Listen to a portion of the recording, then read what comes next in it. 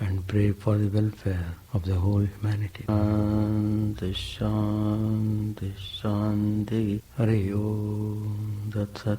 Om Stapakaya cha dharmasya sarvadharma swarupine Stapakaya cha dharmasya sarvadharma swarupine avatara varishtaya Ramakrishnaya te namah. Asato ma sadgamaya tamaso ma jyotirgamaya. Asato ma sadgamaya tamaso ma jyotirgamaya. Mrityormamritangamaya. Om Shanti Shanti Shanti. Let us bow down to Sri Ramakrishna, the embodiment of all religions, the Supreme God Incarnate. Let us pray to Him to lead us from unreal to the real, to lead us from the darkness of ignorance to the light of knowledge, to lead us from death to immortality.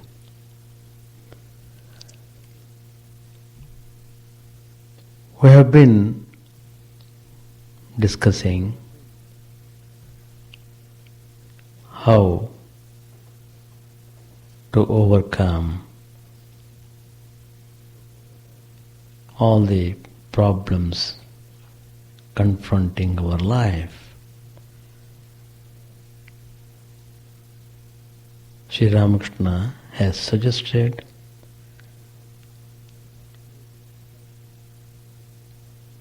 engage yourself in spiritual practices, develop love and devotion, come closer and closer to God. All the problems get dissolved. You'll be free from all suffering.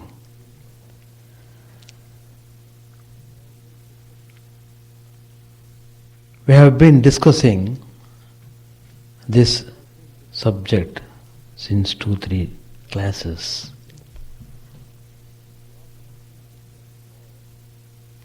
Problems cannot be solved by worldly methods. You may have temporary relief, but it's only through spiritual approach it is possible to solve all the problems. And we have discussed many points, and in the last class we were telling about transcending consciousness. We are in different levels of consciousness. At every level of consciousness we have certain set of experiences. If you are able to transcend your consciousness to the higher level, you will be able to solve the problems of suffering.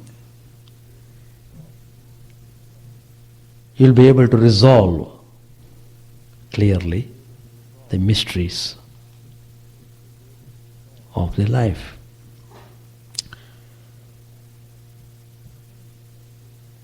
And there are many instances where we find by transcending consciousness one gets released from suffering.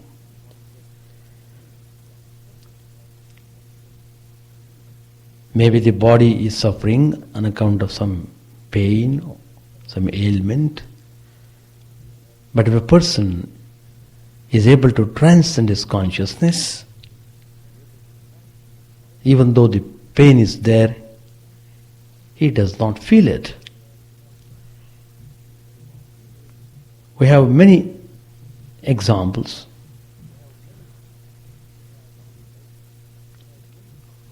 We have the life of the sage Ramana Maharshi, who had a tumor. It was causing a lot of pain and discomfort.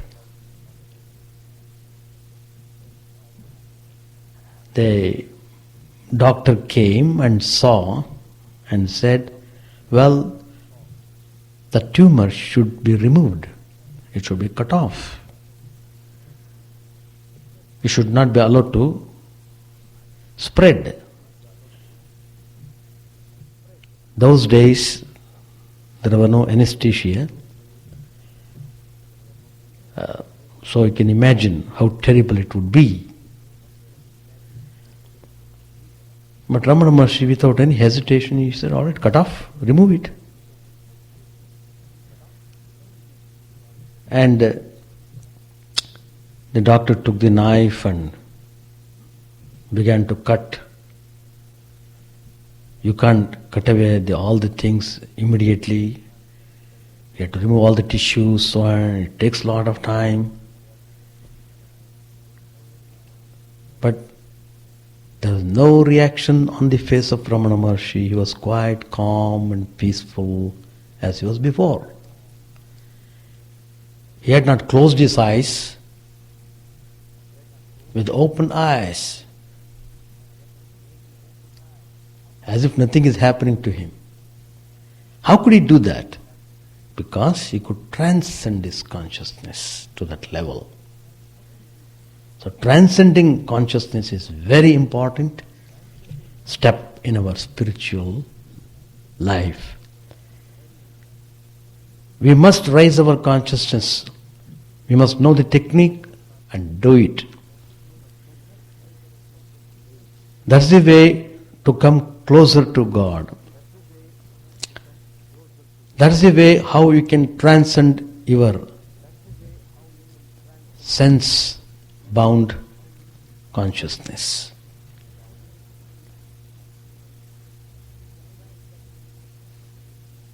It is a fact that it is not easy to transcend our ego. It is very prominent. But in order to experience the highest bliss, in order to experience you are free from all suffering, free from all botherations, you have to transcend ego. There is another famous example I want to give you so that it makes you very clear the point which I am talking about. Totapuri, the great teacher who taught Vedanta to Sri Ramakrishna, who had realized Brahman, the supreme consciousness, the universal consciousness. He didn't have any suffering, but then he had not completely overcome the ego consciousness. So he was confident about his experience, and he was very conscious about himself. Then he was to be taught a lesson that there is the power of the Brahman working in the world. one has to accept it if you want to experience the reality completely, fully. But Totapuri, though he realized Brahman, he didn't accept the Maya. For him, it is not existing. For him, only Brahman, nothing more than that. So when Sri Ramakrishna realized the Advaitic reality, the oneness of existence, the supreme Brahman consciousness, Sri Ramakrishna realized it. And Totapuri was very happy that his disciple could realize in 3 days, which he took 40 years to realize the truth. But next day when he went to see Sri Ramakrishna was as usual, dancing with great joy, clapping his hands and singing on Divine Mother. So that was a puzzle to Totapuri, and he did not appreciate. After the realization of Advaita, there is nothing more to know anything. That was his conception. But Sri Ramakrishna had told that one has to accept Brahman and his power. Both are real. They are inseparable. It's like fire and its power to burn. You can't separate them. Anyway, so he was feeling too much confident about his realization, and he would not budge from his thinking that way. But then it so happened he developed severe stomach pain which he could not control in spite of his well-established meditation. And though he had many times raised his mind to higher level of consciousness, this time he could not do it because the pain was so persisting, it would not allow the mind to move in any manner. It is like a slip disc. A man who had slip disc, he can't move this way, that way. If he moves, shooting pain will come. And that shooting pain will persist for a long time. It is just like that. So he was passing through that type of very uncomfortable suffering. A person who had realized Brahman should not have any suffering at all. Why did he suffer now? That means he has got some problem. What is the solution to that problem? He has to accept the power of Brahman, Maya, which he was not doing. Now the situation had come that he should accept it. But it needed some time. So he tried and tried, he could not do. Then he said, all right, I am sure I am not this body. Why should I care about this body? I am very different. I am not this. I am pure consciousness. Nitya Shuddha Buddha Mukta Chidananda Rupa Shivoham Shivoham. I am that. Why should I bother? Intellectually he is right. But in spite of his asserting himself that way, he couldn't be free from discomfort. In fact, he would feel the pain increasing more and more, more and more. It is not killing him, but it is more than death. He could not bear that, but he has no power. He thought he can do. So finally he decided that let this body be thrown away into this holy river Ganga flowing. It's vast like ocean. In Calcutta you must see that Ganga. Vast and very deep.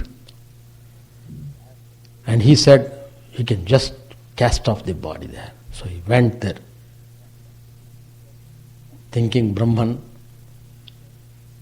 trying to focus his mind on the Brahman, and just dived into the river. But it is not allowing him to drown. It is like Vasudeva carrying the baby Krishna on the waters of Jamuna. Jamuna waters are very deep and nobody can dare to cross the Jamuna waters.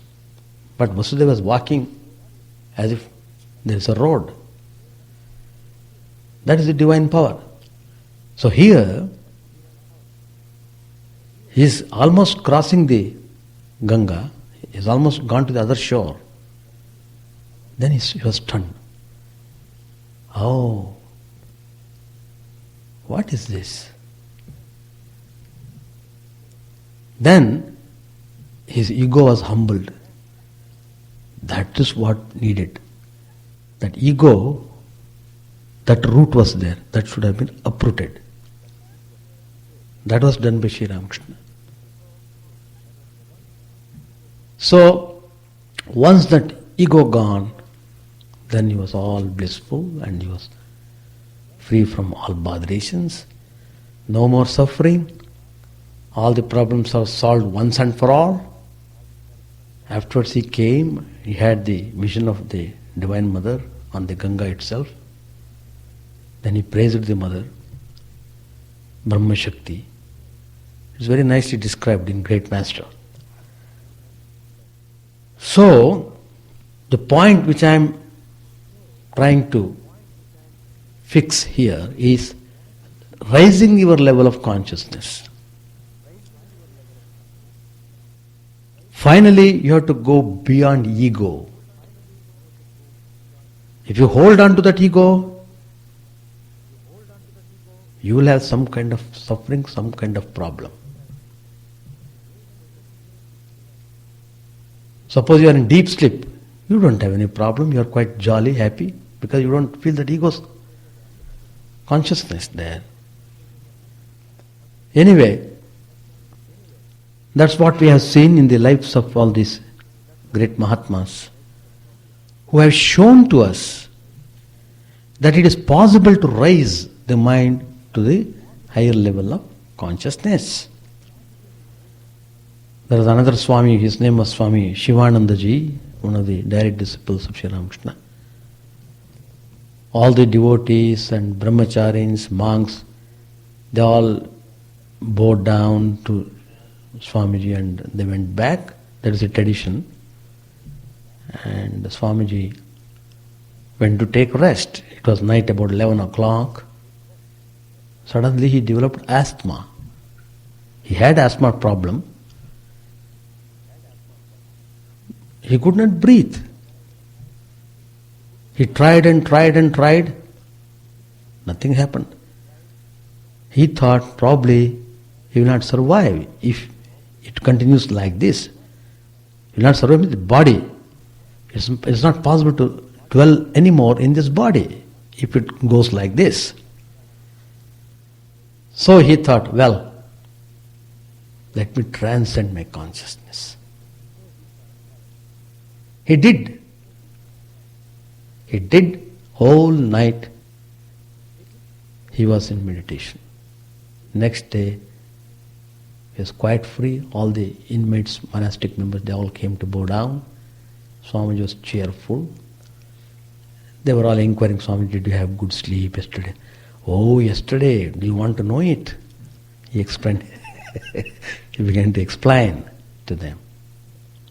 And they were all surprised to hear that.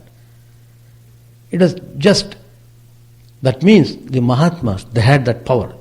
Any moment they want, they can go up.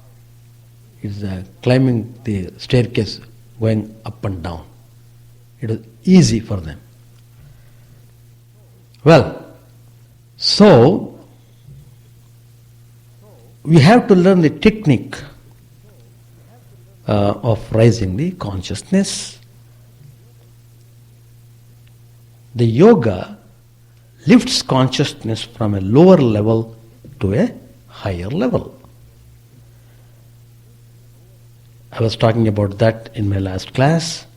It involves two basic processes. One is purification, second is concentration. Both are important to raise your level of consciousness. This can be done in different ways, depending on the nature of the aspirants. The yoga has been classified into different types. So, whatever may be the methods, different ways, they all aim at one thing. What is that? Transformation of consciousness. This is something everyone has to do himself. Accordingly, Sri Ramakrishna and Swami Vivekananda have emphasized frequently, everyone has his own yoga. At first, this process of transformation is restricted to certain limited parts of the personality and certain times of the day. But through practice, the transformation involves the whole personality and goes on all the time. To convert one's whole life into yoga and meet the problems of life through yogic consciousness, this is the spiritual solution to life's problems that the great teachers of the Upanishads and yoga have placed before mankind. So suffering has come in order to give awakening to you. Suffering is there because of ignorance. Get rid of it. That is possible only through spiritual knowledge. This solution is based on self-effort and faith in one's own higher self. It calls for extraordinary courage. It's very important. The Upanishad says, Atmana vindate viryam. Upanishad, it tells that through the Atman one attains strength. The practical significance of this important maxim had remained neglected for centuries until Swami Vivekananda rediscovered it and taught it. That's why you find in Sri Ramakrishna, in Vivekananda's teachings, how much he's talking about strength. How much he's talking about Atma Shraddha. The same thing Lord Krishna has said in the Gita, which Swami Vivekananda would quote very emphatically. Kshudram hridaya daurbalyam taktvottishta parantapa. Kshudram hridaya daurbalyam. Get rid of this unmanliness, weakness, the fear that you are helpless, you can't do this, you can't do that. that kind of desperation. Get rid of that. Get up. Awaken yourself. So that teaching of Sri Krishna was very much quoted by Vivekananda. And Swamiji was a personification of strength. You can see his photograph. The practical significance of this important maxim has been given to us by Swami Vivekananda. Swamiji showed that Atman is the source of all power and perfection, which can be called forth and brought to bear upon the problems of life. He made this idea the foundation of his new gospel of practical Vedanta. Practical Vedanta is a gospel of Vivekananda. And a memorable verse which every spiritual aspirant should inscribe in his soul. Swamiji has condensed his message of self-strength in Complete Works, volume number 6. Swamiji says, Kinnama rodhi sakhe tvai sarva shaktihi amantrayasva bhagavan bhagadam swarupam trailokya metadakhilam Tava padamule atmaivahi prabhavate na jadaha kadachit. Swamiji has given this poem. Its meaning is, why weepest thou, my friend? In you is all power, O mighty one. Summon up your true self, which is the embodiment of all perfection, and all the three worlds will be at your feet. Spirit alone triumphs, not matter. Atmaivahi prabhavate na jadaha kadachit. That's the last sentence of the poem. Then a question may be asked. Is this self-effort the only way? Is there no other way for those who do not have the requisite knowledge and strength to depend entirely on their own inner resources? So herein comes the importance of theistic side of Vedanta. The great teachers of bhakti, devotion, have emphatically declared that there is a power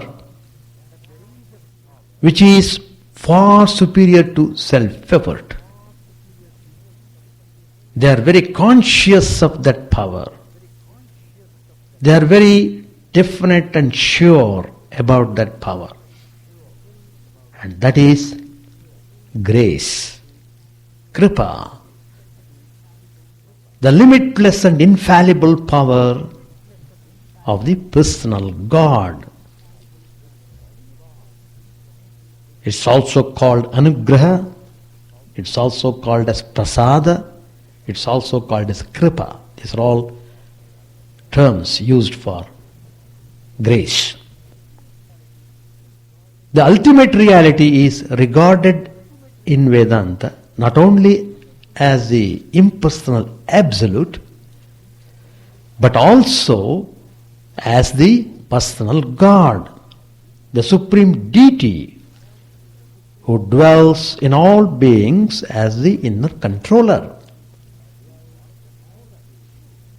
Formless aspect is true. At the same time, God with form is equally true. That is how the worship of personal God came into importance. You can worship God in a concrete form. You can talk to Him. You can enjoy bliss in the company of God. Then if you aspire for formless aspect, that experience also will be given to you by the same God whom you are worshipping all your life. Through prayer, through worship, through self-surrender and devotional exercises, it is possible to contact this cosmic person, Virat Purusha, Ishvara, we say. Call by any name, there is that form. As long as the creation lasts, God's forms are there to help and guide all the beings in whatever way they want guidance. God is there to give. So, otherwise, how do you feel the impact of God's grace? Because there is personal God, because there is God in His form, different divine form, you are able to experience His grace. And when you come closer to God, you enjoy more and more that bliss. That's what Sri Ramakrishna said when he was trying to explain the tides. When Ganga, flowing from north to south, when it comes closer to the ocean, the whole river, every now and then, changes its direction because of the impact of its contact with the ocean. It runs back south to north for a short distance. The tidal wave, 18 feet high, I have seen that. It's a fantastic sight. Remarkable. I have not seen like that anywhere. Even in ocean you won't see 18 feet. It's so beautiful to see that. And because of the impact of the ocean, it's as if Mother Ganga is joyfully jumping in joy. You feel that way.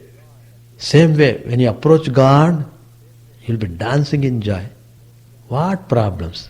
All look like trash. So, when the aspirant succeeds in doing worship of the personal God, divine power flows into his soul and transforms his consciousness more quickly and thoroughly than self-effort ever can.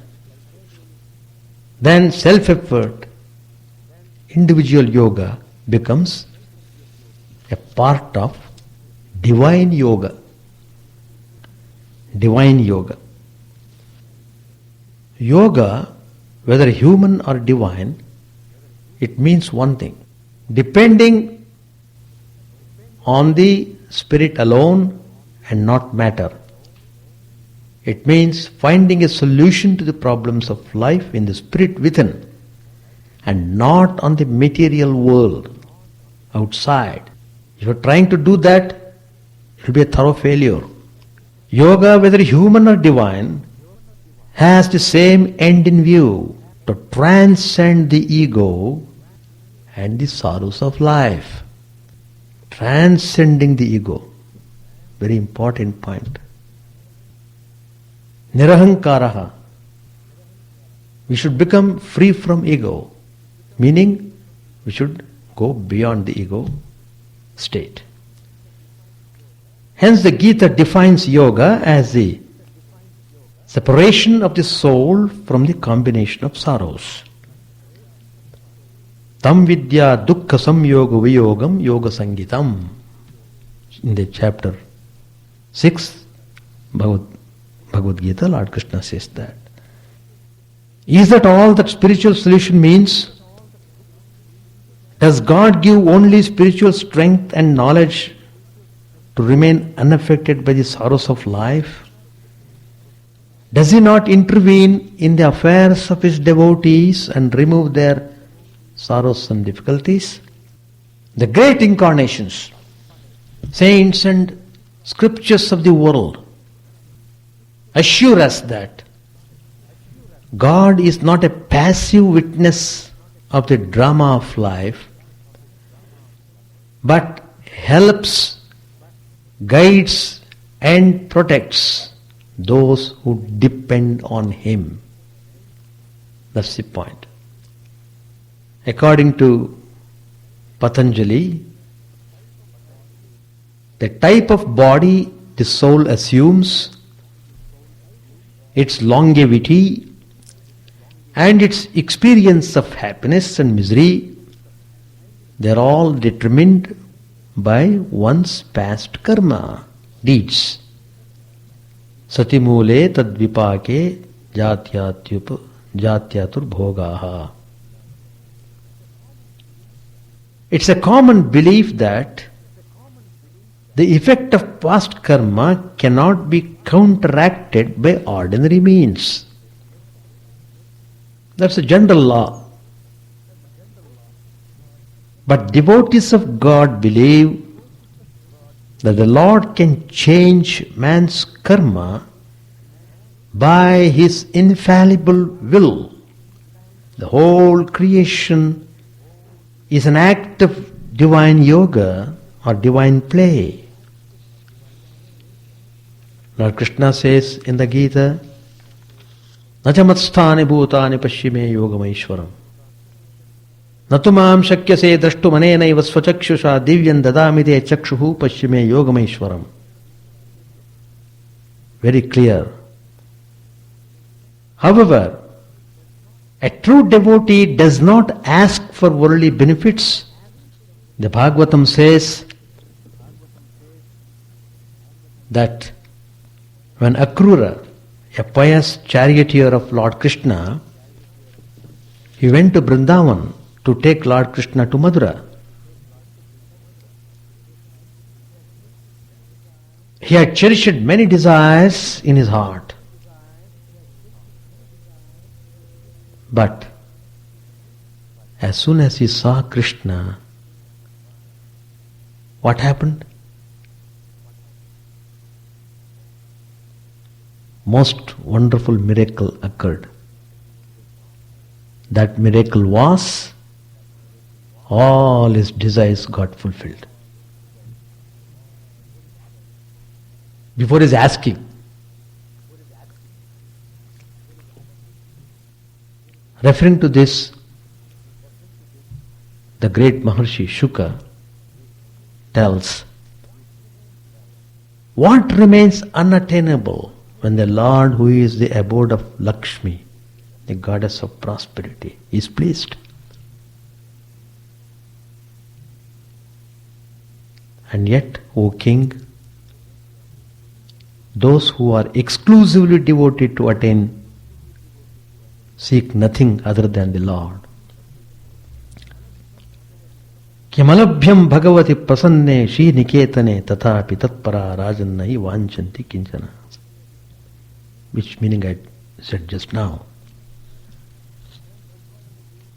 Swami Brahmananda Ji, one of the direct disciples of Sri Ramakrishna, the first president of the Ramakrishna order, in his Eternal Companion, he deals with this subject and says that why man is suffering? Because of his ignorance. What is this ignorance is due to? Because of the sense of ego. When a man is free from the egoism, surrendering his life, surrendering his mind, surrendering his intellect at the blessed feet of the Lord of all, renouncing everything that he calls his own, then he becomes blessed indeed. That man alone is truly happy. That man alone would be free from all botherations of problems. A person who has given whole body, whole mind, whole intellect, everything of himself, he is not bothered about any things. Again, to take an example from Bhagavat, a great devotee, one of the greatest devotees I should say, Sudama, very great. He and Lord Krishna studied together under the teacher. Lord Krishna went to Mathura and Sudama went to his poor cottage and led a householder life, wife, children. But he didn't have much means to satisfy the desires of this family. Family was big, but the wife was very much disturbed. She was bothered by many problems, and the problems were mounting day by day. And one day she called, "Well, you claimed Lord Krishna is your best friend. Why don't you go and ask him for a little help?"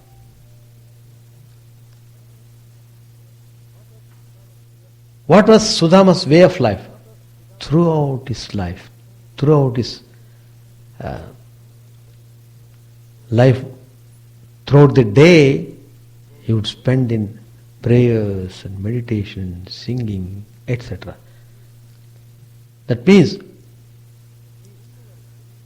inwardly, his whole being was at Lord Krishna. Outwardly, the body is existing, that's all. So, wife is facing all the botherations, all the problems, whereas the husband, Sudama, is free from all those problems. He is dancing in joy, shedding tears of joy. But the wife is crying. No food, no proper food to feed the children. Please go do something. Sudama agreed immediately. The reason was, he got a chance to see Lord Krishna. What a great chance. So, then he said, all right, I am going. Should I go empty hand? It's a tradition. All that fine values are going away now. Anybody visiting any home, they would bring something. Bring something. The idea of giving. Finally, she brought some flattened rice. Some kind of rice is there.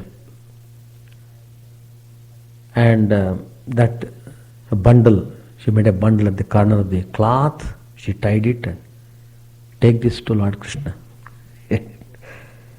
Of course, she went, and it's a big story. I'm not going to the details. And Lord Krishna treated him very, very well.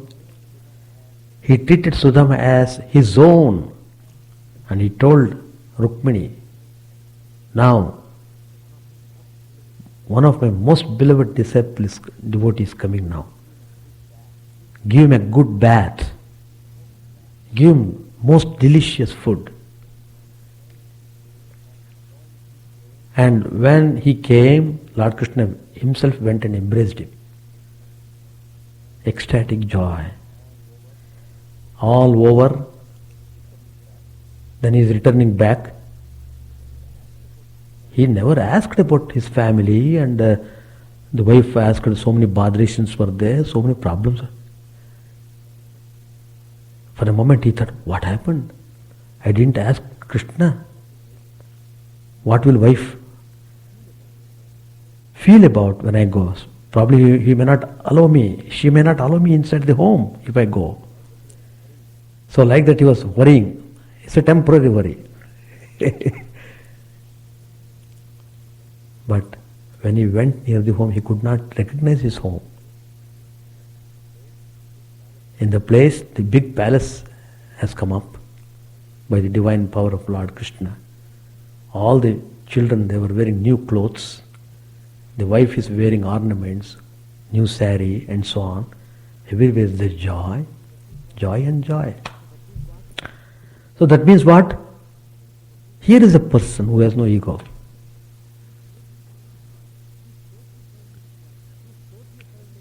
He is totally surrendered to Lord Krishna. Nothing is his own. That was enough.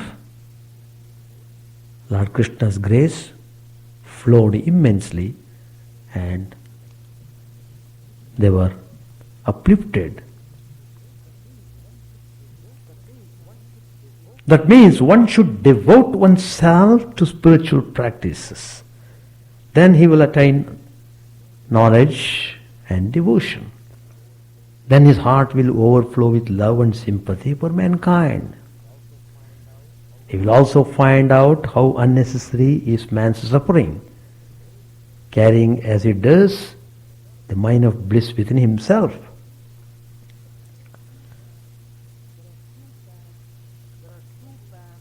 There are two paths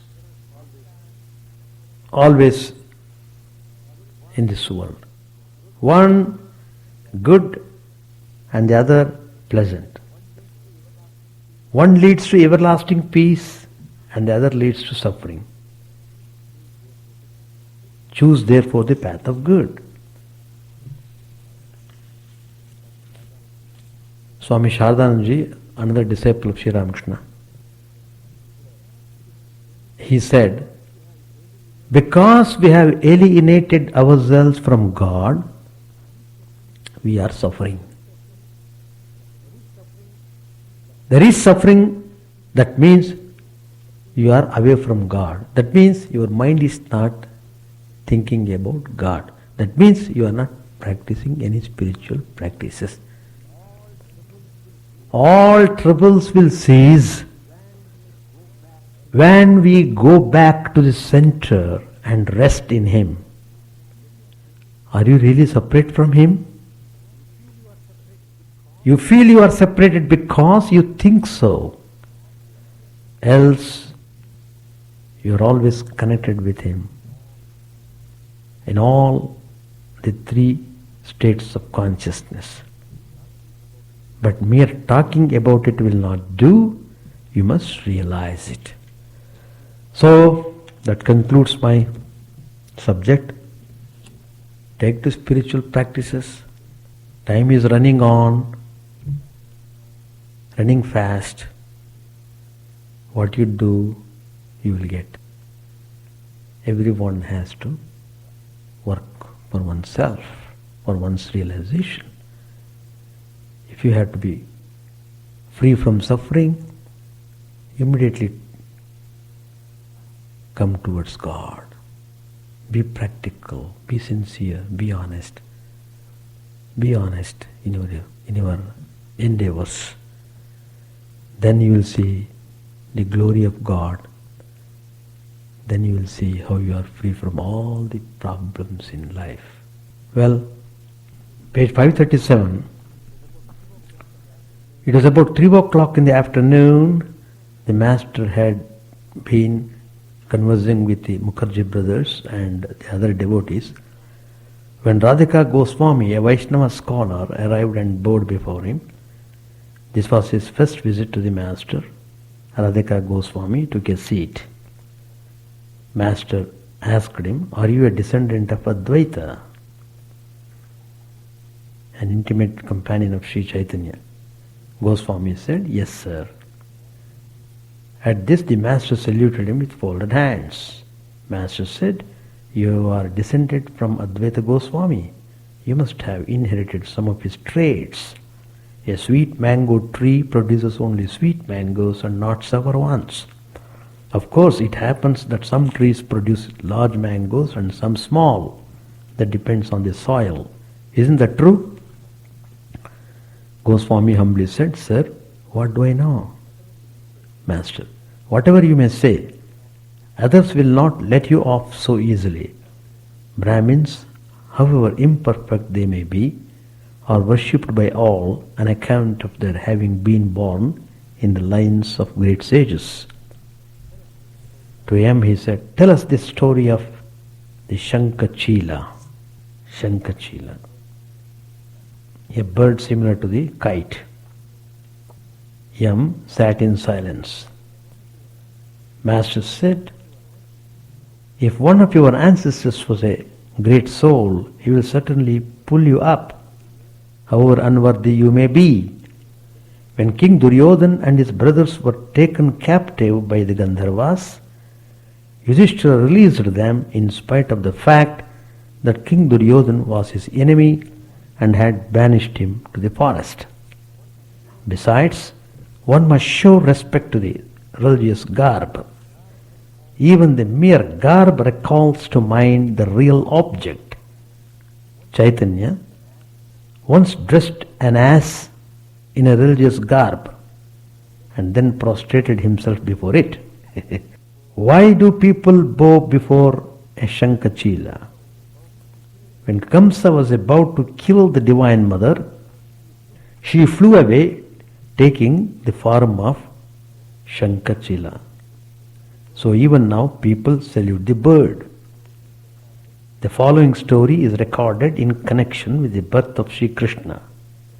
Kamsa, the king of Mathura, was the very personification of evil. His God-fearing sister Devaki was married to Vasudeva. Devaki was married to Vasudeva. When Kamsa came to know that a son of Devaki would be his slayer and that his sister was already expecting a child, he was about to kill her. But he spared her life on her promise to deliver her child to him as soon as it was born. Both Vasudeva and Devaki kept in prison under a strong guard. In the prison, even 7 sons were born to Devaki, one after another, and they were all slain by the evil Kamsa. The 8th child was Sri Krishna. Immediately after his birth, Vasudeva, through divine help, took him across the Jamuna river to the village of Gokul, where Nanda and his wife Yashoda lived. To them had just been born a daughter who was an incarnation of the divine power. Sri Krishna was exchanged for the girl, who was then delivered to Kamsa as a newborn child of Devaki. Kamsa was about to kill her when she flew into the sky in the form of a bird, the Shankachila, remarking that Kamsa's slayer was growing up at Gokul. This is why Shankachila is held in respect. Eventually, Sri Krishna killed Kamsa. Ignorance is a general term. Ignorance is a general term. That means the ignorance means, suppose you are undergoing some kind of suffering. If you don't know the methodology how to overcome that suffering, that is termed as ignorance. And some of the facts that occur on account of the pollutions in the atmosphere, or for some reason, or from on account of malnutrition and so various other reasons also, the body may suffer for some reason. But the point here to be noted is that the suffering becomes more acute and you feel more discomfort the more you are identified with the body. But it's also true, as long as you remain conscious of the body, whatever the ailments of the body, you suffer. For example, in Sri Ramakrishna's life itself, we have seen once he was in ecstasy, nobody was there to take care of him, and he broke his arm, he fell down, and that or that injury, it was causing pain, terrible pain. And he used to say, will this pain go? It's so much pain I am having. He was telling. On one side, pain is there. But Sri Ramakrishna is telling that pain is there because at the moment his level of consciousness is identified with the body. But at the same time, that never prevented him to raise his mind, and he would rise and he would talk cheerfully as if there's nothing happened to him. So, the point here is you must analyze and find out the root cause of all suffering is ignorance. That is a very broad-based term. And that can be overcome only through spiritual knowledge. So through spiritual knowledge, whatever the problems you are facing, you are able to find the solution. That's our subject. Whereas by applying worldly methods, you will not be able to overcome the suffering, though you may find some relief for the time being. So spiritual solution is the only way for all the problems confronting us. That's the point.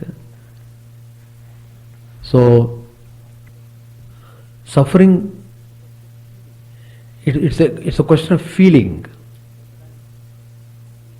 Sometimes the person feels so much detached towards his body and he is not bothered about the body. That means he is free from botheration. That means he is free from suffering. How was he free from botheration? Because his consciousness was fixed on the higher level and it would never come down, and he is not bothered whether body lives, whether body dies. He is not bothered about that. That's the idea. Chant the name of the Lord and His glory unceasingly, that the mirror of the heart may be wiped clean and quench that mighty forest fire, worldly lust raging furiously within. O name, stream down in moonlight on the lotus heart, opening its cup to knowledge of thyself.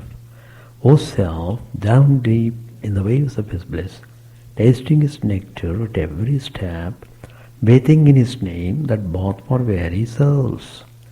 Various are thy names, O Lord, in each and every name thy power resides.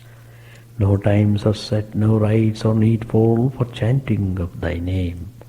So vast is thy mercy, how huge then is my assuredness, who find in this empty life and heart no devotion to thy name. O my mind, be humbler than a blade of grass, be patient and forbearing like a tree, take no honor to thyself, give honor to all, chant unceasingly the name of the Lord. O Lord and soul of the universe, mine is the prayer for wealth or retinue, the playthings of lust or the toys of fame. As many times as I may be reborn, grant me, O Lord, a steadfast love for Thee. A drowning man in this world's fearful ocean is Thy servant, O sweet one. In Thy mercy, consider him as dust beneath Thy feet. Oh, how I long for the day when instant separation from Thee, O Lord, will be as 1,000 years, when my heart burns away with its desire, and the world without Thee is a heartless void. Prostrate at Thy feet, let me be in unwavering devotion, neither imploring the embrace of Thine arms, nor bewailing the withdrawal of Thy presence, though it tears my soul asunder. O Thou who stillest the hearts of Thy devotees, do with me what Thou wilt, for Thou art my heart's beloved, and Thou alone. O Lord, lead us from the unreal to the real, lead us from darkness to light, and lead us from death to immortality. May all be free from dangers, may all realize what is good, may all be actuated by noble thoughts, may all rejoice everywhere. May all be happy, may all be free from disease, may all realize what is good, May none be subject to misery. May the wicked become virtuous. May the virtuous reign tranquility. May the tranquil be free from bonds. May the freed make others free. May good betide all people. May the sovereign righteously rule the earth. May all beings ever attain what is good. May the worlds be prosperous and happy. May the clouds pour rain in time. May the earth be blessed with crops. May all countries be freed from calamity. May holy men live without fear. May the Lord, the destroyer of sins, the presiding deity of all sacred works, be satisfied. For he being pleased, the whole universe becomes pleased. He being satisfied, the whole universe feels satisfied.